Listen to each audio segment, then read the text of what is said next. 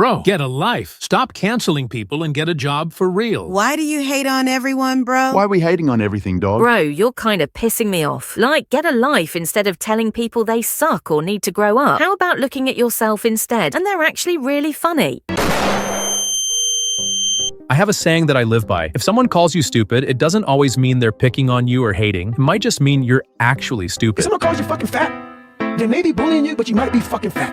If someone calls you dumb, it's mean, but you might be fucking dumb. It's life, man. Take it for what it's worth and change it. Now, in my last video, I got quite a few comments accusing me of being a hater. It threw me off so much that I literally had to Google the word hater because for a moment, I wasn't sure what you guys were even implying. I make these videos with the sole purpose of speaking my mind and being relatable. A lot of influencers create some of the cringiest, dumbest, most brain-rotting content, and yet they get praised for it, to the point where you start wondering if you're the one with the problem. So I make these videos to let you know you're not alone, and somehow, some of you see that as hating. I have no beef with these influencers. If I saw them on the street, I wouldn't go up and smack them in the face. I'd probably just walk past them like every normal person. I just say what no one else is willing to say. So honestly, the real haters are the ones calling me a hater. I'm done. I am done apologizing. I am done being persecuted for my... But anyway, because of the saying that I live by, I decided to take a step back and analyze the chessboard. Maybe in my last few videos, I've called out a lot of influencers for their cringe and dumb content, and that's what most of you know me for. Maybe it's time to do something different, something that no one else is doing. Instead of just calling out influencers for their mistakes, maybe it's time I start appreciating the good influencers, the creators that most of us actually like. No one does that. We're all quick to call people out, but we're not quick to give them credit when they deserve it. So from now on, I'm happy to announce that I will not only call out influencers when they mess up, but I will also appreciate the ones who are actually doing something right. And hopefully, other YouTubers will take inspiration from this and start doing the same. Together, we will make YouTube great again.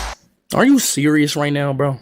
So I went on a mission. I searched the internet for an influencer that we've all liked or still like. Someone who has never been involved in any controversy. Someone who doesn't post cringe content. Someone who isn't money hungry. But let me tell you, the deeper I searched, the fewer and fewer my options became. Finding an influencer who meets all these criteria in today's internet climate is almost impossible. But then I found someone most of us used to watch back in 2020 during lockdown. Someone who has never given us a reason to dislike her. And that someone is Krutika. If you hate Krutika, bro, there's something wrong with you. I get that some of you might have outgrown her content and maybe you don't watch her as much anymore. But let's be real, who actually hates her? I have never seen anyone make a controversial video about her, and I don't think I ever will. She's just that good. Krutika is genuinely very talented. I've been watching her since lockdown, and she still makes original content. She's super creative. Least problematic influencer, not gonna lie. I was recently thinking about her. She's so consistent with real ideas. Most of her content is relatable, but her presentation skills are amazing for a solo creator. She doesn't even talk in her reels, and her expressions are always on point. I love how she just plays her character, and her personal life is still personal. I used to watch her videos during lockdown. Honestly, all of her videos are great. She's an incredible transitioner, and she's genuinely witty. She never promoted anything inappropriate in the past, and she still doesn't. She's just so gentle. And these are just some of the things people have been saying about her across various platforms. Krutika has been so focused on her craft that most of us don't even know much about her outside of her content. Be honest, some of you probably didn't even know her real name is Krutika. Since this video is all about her, let me give you some background information. Oh shit,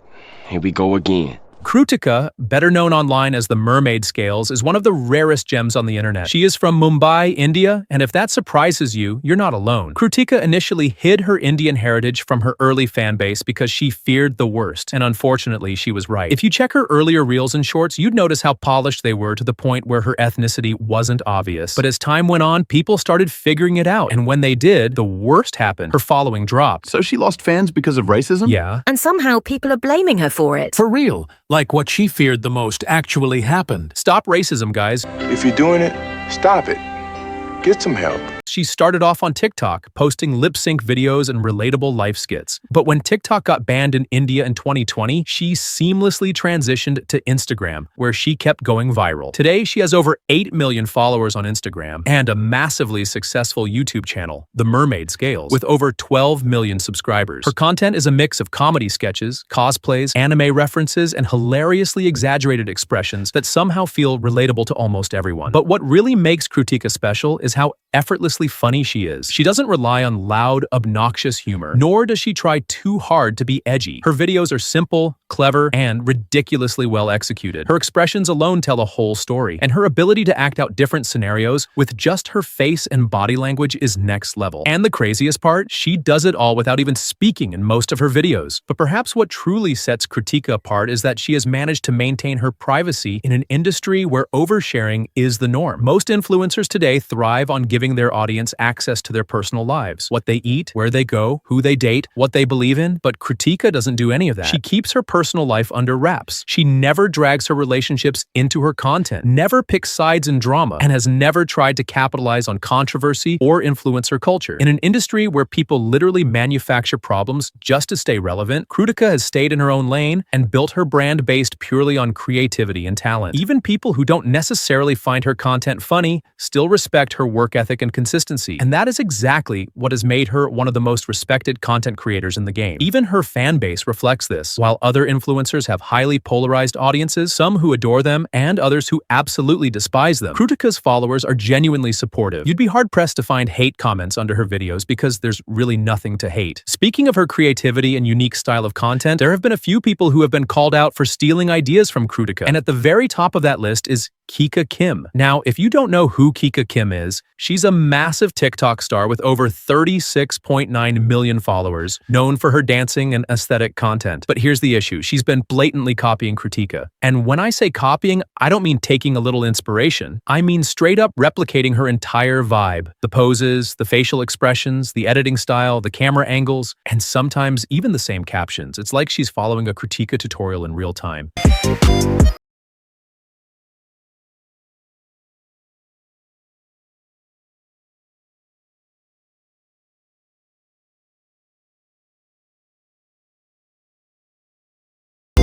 He copied my whole fucking flow! Word for word, bar for bar! Now, here's the frustrating part. Kika Kim is massive. She has a much bigger audience than Krutika, which means that when she copies something, people assume she started it. Suddenly, Krutika's original ideas start looking like a ripoff, when in reality, it's the other way around. And that's exactly why credit matters. If bigger influencers like Kika Kim are going to take ideas from smaller creators, the bare minimum they can do is acknowledge it. The internet is already a tough place for genuinely creative people to get recognized.